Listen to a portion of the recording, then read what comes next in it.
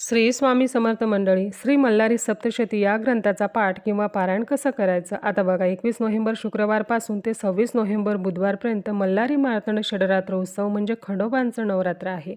त्या काळात तर आपल्याला पारायण करायचंच आहे. अतिशय प्रभावी हा ग्रंथ आहे.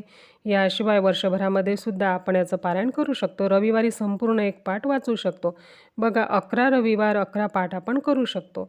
शिवाय आपण नित्यसेवा जशी करतो तसं रोज एक 2 अध्याय आपण वाचू शकतो. बघा, ज्याप्रमाणे शारदीय नवरात्रीमध्ये आपल्या कुलदेवीची जगदंबेची सेवा करायची असते, त्याचप्रमाणे मार्तंड भैरव षडरात्र उत्सवामध्ये आपल्या कुलदेवांची म्हणजेच खंडोबांची सेवा करावी. तर त्यासाठी खंडोबाचे नवरात्र सुरू झाले की तुम्ही मल्हारी सप्तशतीचे पारायण आवर्जून करावे. ते कसे करावे? तर त्यासाठी मल्हारी सप्तशती हा ग्रंथ तुम्ही केंद्रामधून आणायचा आहे आणि या ग्रंथाची तुम्हाला पूजा करायची आहे. या ग्रंथामध्ये एकूण 1 ते 14 अध्याय दिलेले आहेत. तुम्हाला जर 11 पाठ 11 पारायण या 6 दिवसांमध्ये करायचे असतील तर तुम्ही या पद्धतीने करू शकता. बघा, सुरुवातीला स्वामींना मुजरा करा.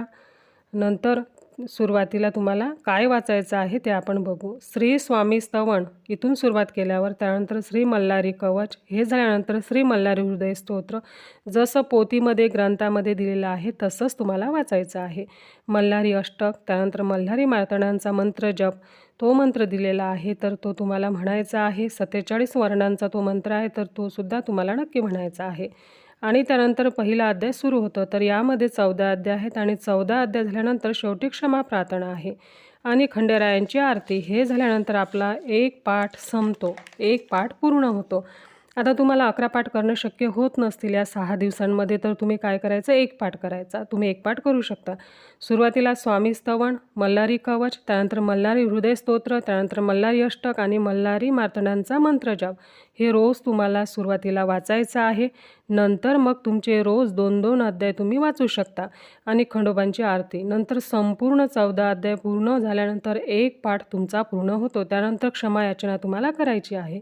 आपल्या घराला लागलेले दोष, काही अडचणी, संकट, सगळ्या अडचणी ज्या आहेत तर त्या पटापट मार्गी लागतात.